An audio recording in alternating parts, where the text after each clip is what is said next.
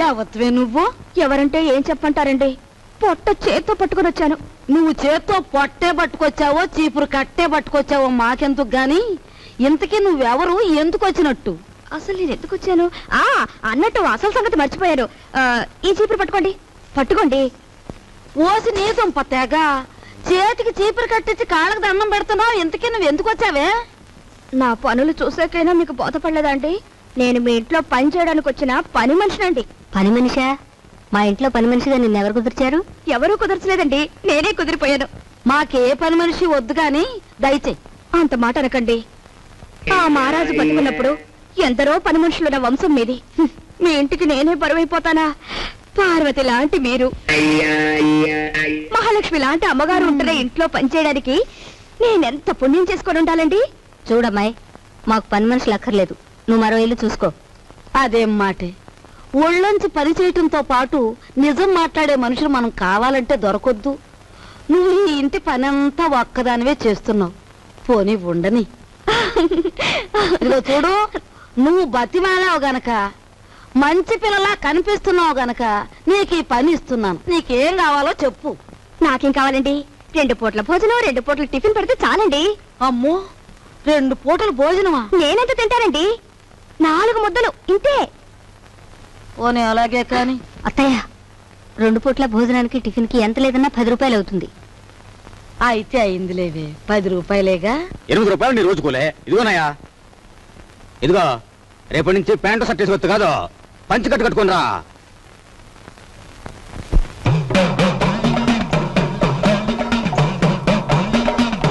అదేమిటే, ఏదో అమ్మవారి కుమ్మం పోసినంత అన్నం పెట్టుకున్నావు, అదంతా తినడానికేనా? అదేంటి బామ్మగారు, సాయంత్రం తినే అన్నం బదులు ఓ ముద్ద ఎక్కువేసుకున్నాను అంతే. నా తల్లి, ఇప్పుడు చెల్లించే కుమ్మం చాలక మళ్ళీ సాయంత్రం ఒక కుమ్మం చెల్లిస్తావా? ఇదిగో చూడు, నువ్వు పనిలో చేరేటప్పుడు ఏం చెప్పావు? నాకేం వద్దండి, 4 ముద్దలు పెడితే చాలన్నావు. అన్నావా? అన్నానండి. కూరతో 4 ముద్దలు, పప్పుతో 4 ముద్దలు, చారుతో 4 ముద్దలు, పెరుగుతో 4 ముద్దలు, మొత్తం ఎంతైందండి? నా పిండా కూడా అంత అయ్యింది.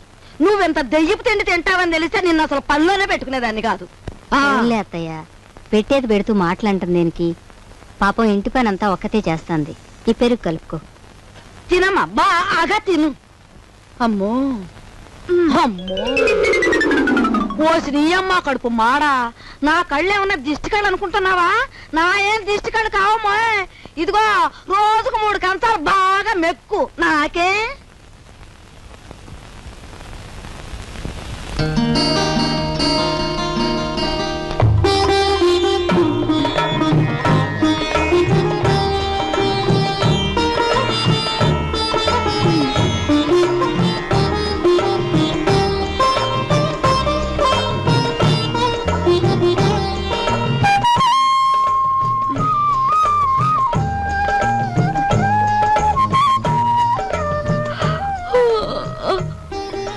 అదేంటది? ఆ చూపేంటి? ఎప్పుడు ఆడదాని ముఖం చూడనట్టు.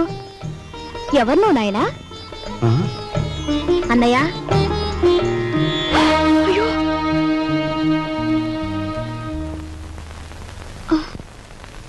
ఎవరమ్మాయి? పని మనిషిరా, ఇవాళే వచ్చింది. మన ఇంటికి పని మనిషి ఎందుకమ్మా? అదేమిట్రా, మీ అమ్మ ఒక్కతి పని చేసుకోలేక అవస్థ పడుతుందని నేనే కుదిర్చాను. అమ్మ ఒక్కతే ఏం చేయాలి? చెల్లెలున్నారుగా. ఇదేమో చదువుకుంటోందా? సరస్వతికి 4 రోజుల్లో పెళ్లి చూపులు. సరస్వతికి పెళ్లి చూపులా? ఏమిట్రా నీ ఆశ్చర్యం నువ్వును? అదిగా నాయనమ్మా, ఇంతవరకు అత్తయ్యకి వస్తున్న కట్టం తాలూకా డబ్బు ఇవ్వలేదు. ఇప్పుడు దీని డబ్బు ఎక్కడి నుంచి తీసుకొస్తాం? ఆ విషయాలన్నీ నీకెందుకురా? అప్పో సప్పో చేసి నా తిప్పలనే పడతాను. అప్పు చేసి పెళ్లి చేసేంత అవసరం ఇప్పుడు ఏమొచ్చింది? ఒరే, డబ్బున్నప్పుడే నిన్ను చదివించొచ్చులేని మీ నాన్న అనుకునుంటే నీకు అసలు చదువు వచ్చేదేనా? పిల్లకాకేం తెలుసు ఉండేలు దెబ్బని వాడి వితండవాదంతో ఏం లేనాయన. నువ్వెక్కడో చోట అప్పో సప్పో చేసి ఈ శుభకార్యం కాస్త చేసి వెళ్ళు. చూసావా వాడికి ఎంత కోపమో చూసావా? వీడికే గనక ఆ మహారాజు బుద్ధి వచ్చుంటే ఈ పాటికి 2 జిల్లాలకు కలెక్టర్ అయ్యేవాడు. 2 జిల్లాలకి.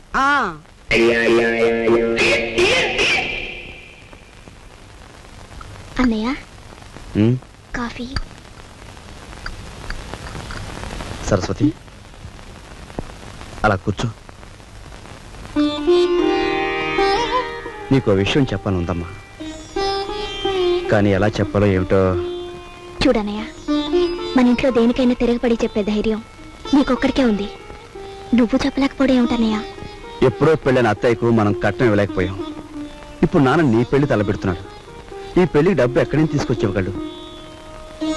మరేం లేదమ్మా, నాకు పెళ్ళొద్దని నువ్వు తిరగబడాలి. అమ్మో, ఈ భయాలతోనే మనందరం నాన్నగారి బాధ్యతను పెంచేస్తున్నాం. మనం ఎదిరించి ఓ నిర్ణయం తీసుకోకపోతే అవి పరిష్కారం కావు.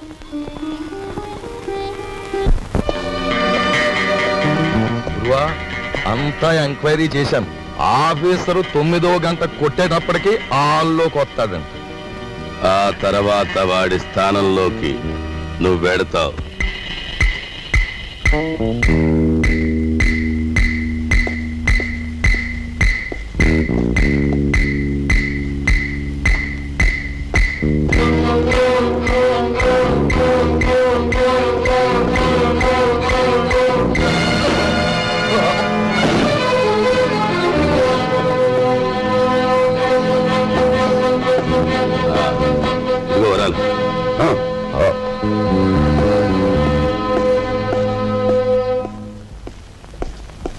Good morning sir. Good morning. ఎవరు నువ్వు? అదేమిటి సార్, నేను మీ అకౌంటెంట్ నరసింహరావు సార్. మీ ఆఫీసులోనే పనిచేస్తున్నాను. ఆహా, ఏమిటి పని? రేపు ఆఫీసులో జీతాలు కదండి, 6,000కి చెక్ రాసుకొచ్చాను. మీరు సంతకం పెడితే బ్యాంక్ వెళ్ళి డ్రా చేసి తీసుకొస్తాను. ఇక నుంచి చెక్కులు గిక్కులు ఏమొద్దు. రేపు ఆఫీస్లో క్యాష్ ఇచ్చేస్తాను. క్యాష్ ఎంత? 6,000 సార్. ఆఫీస్కి వెళ్దాం రా. వచ్చే సొమ్ములో అప్పుడే 6,000 ఆమదం.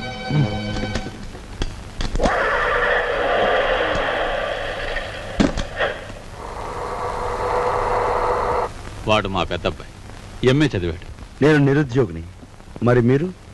నిరుద్యోగ సంఘానికి అధ్యక్షుడిని. మరి ఇది ఈ పెళ్ళేంటంటారా?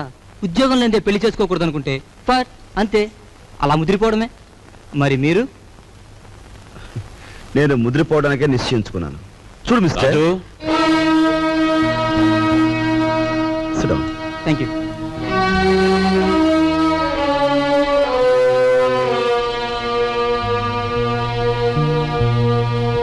లలిత,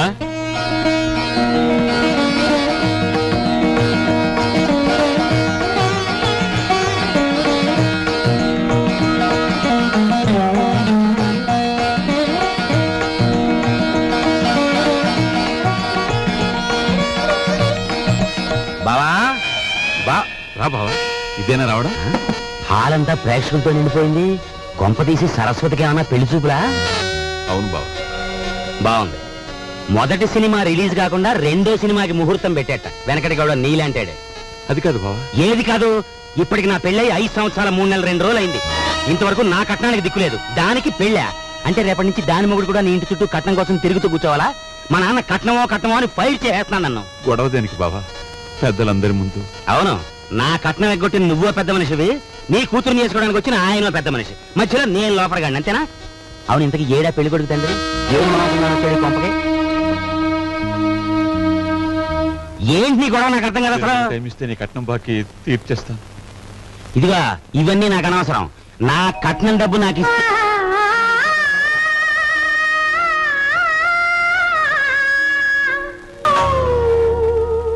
అయ్యా, మీ అమ్మాయి మాకు బాగా నచ్చింది. మేము అడిగిన కట్నం డబ్బు ఇచ్చేట్టయితే మీ అమ్మాయిని మా అబ్బాయికి చేసుకోవడానికి మాకేం అభ్యంతరం లేదు. ముందుగా డబ్బేదో ఏర్పాటు చేయండి. ఏమన్నా బాలేవారే, డబ్బు ఏర్పాటు చేసి ముందు నా బాకీ తీర్చమనండి, ఆ తర్వాతే మీ అబ్బాయి పెళ్ళి. అమ్మా అయ్యా, వారు సెలవిచ్చినట్టే కానివ్వండి. నమస్కారం. పదరా. రా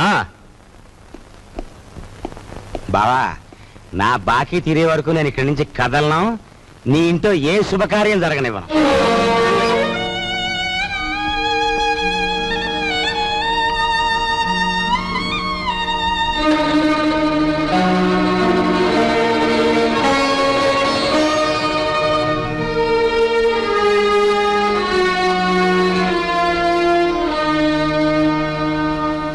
ఈ డబ్బుతో మీ పెళ్లి సంబంధం ఖాయం చేసుకునేందుకు నాకేం అభ్యంతరం లేదు. అయితే అనుకున్న కట్నం బ్యాలెన్స్ పెళ్లికి వారు ముందే ఇవ్వాలి. ఇవ్వలేదనుకోండి, ఈ పెళ్లి జరగదంటాడు మా నాన్న. మిగిలిన సొమ్ము లగ్నానికి వారం ముందే ఇస్తాను. శుభం. వెళ్ళి ఏర్పాట్లు చేసుకోండి. అలాగే, వస్తానండి.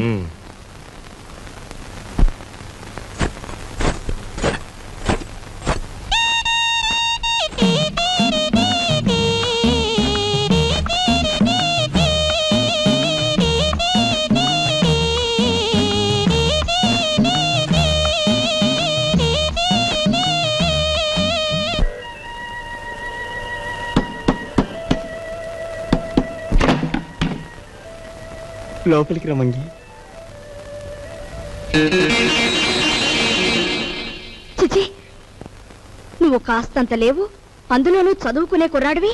నీ గది నిండా బూతు బొమ్మలా. ఏంటయ్యా నువ్వు చదివేది? ఉండు, నీ పని చెప్తాను. అమ్మగారు, అయ్యగారు, పెద్దబ్బాయి గారు. మంగి మంగి, ఇంకెప్పుడన్నా పిచ్చి పిచ్చి వేషాలేస్తూ నా వంక చూసావో జాగ్రత్త. ఇక నుంచి నీ గది నువ్వే ఊడ్చి పాచిపోగు చీపురు అటువైపు పడాయి. లేదు అమ్మగారు? వద్దు, నా గది నేనే ఊడ్చుకుంటాను.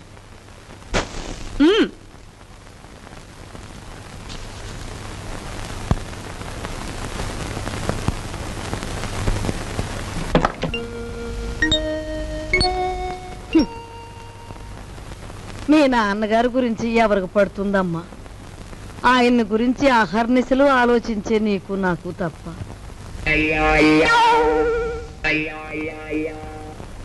అమ్మాయి సావిత్రి వచ్చిందిగా, ఏం వండుతున్నా? పప్పులు చేసి చాలే, ఆడబిడ్డ ఇంటికి వస్తే పులుస్తోనూ చారుతోనూ అన్నం పెడతావా? నా తల్లికి నేతిగారులంటే ఇష్టం, అవి చెయ్యి. ఆగండి ఆగండి, అక్కయ్య వంట చేస్తోంది కదా అని సున్నుండ్లు గారెలు చేయమంటే ఆవిడకి ఎంత ఇబ్బంది ఆలోచించారా? పర్వాలేదు బాబు, ఇదో శ్రమ. నాకు తెలుసు అక్కయ్య, నీకు భూదేవుకున్నంత ఓపుకుందని. అయినా నేను ఎప్పుడైనా నాకు సేమియా పాయసం అంటే మహా ఇష్టం అని చెప్పానా? చెప్పను. పులిహోర అంటే ప్రాణం లేచి వస్తుందని చెప్పానా? చెప్పను. ఆయన అసలే మొహమాట మనిషి వదినా, నోరు విడిచి ఏదీ చెప్పరు. అబ్బాయి చెప్పకపోయినా ఈ ఇంటికి అల్లుడుగా వచ్చాక ఆ మాత్రం చేసి పెట్టాలని దానికి మాత్రం తెలీదు. అలా చెయ్యమ్మా. అలాగే అత్తయ్య.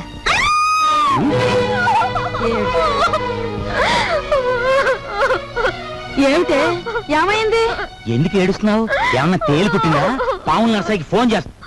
తేలు కాదండి, చచ్చిపోయిన సన్యాసిరావు గారు చటుక్కున జ్ఞాపకం వచ్చారండి. ఆ మూల కూర్చుని ఏడుస్తావేమిటే? ఆ ఏడ్చా ఏడిపేదో ఇటు వచ్చాడు. ఈ కేడొచ్చండి. అవునన్నట్టు ఎవరో జ్ఞాపకం వచ్చి ఏడుస్తున్నావు కదా, హూ ఇస్ దట్ సన్యాసి? ఏదైనా ఫ్లాష్ బ్యాకా? ఏం బ్యాకో నాకు తెలియదు గాని తమలాగే అతను కూడా ఒక రోజు అత్తారింటికి వచ్చాడండి. ఇంతకేం జరిగిందే? ఆయన గారు వచ్చి సరిగ్గా అయ్యగారు అడిగిన పిండి వంటలే చేయించుకొని తిన్నారండి. తింటే తినాలే, ఆ తర్వాత? ఇంకా ఏం జరగాలండి, రాత్రి అయ్యేసరికి జ్వరం వచ్చిందండి, ఆ తర్వాత వాంతులండి, ఆ తర్వాత విరోచనాలండి. తీరా చూస్తే కలరా అన్నారండి. కలరానా? ఆ మర్నాడు పొద్దున ఆ బాబుగారు ధన్మని చచ్చిపోయారండి.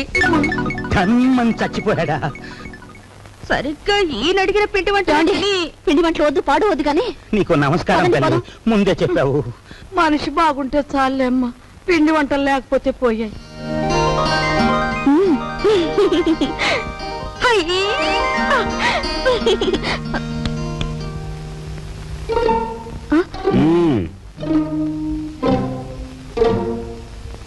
నైస్.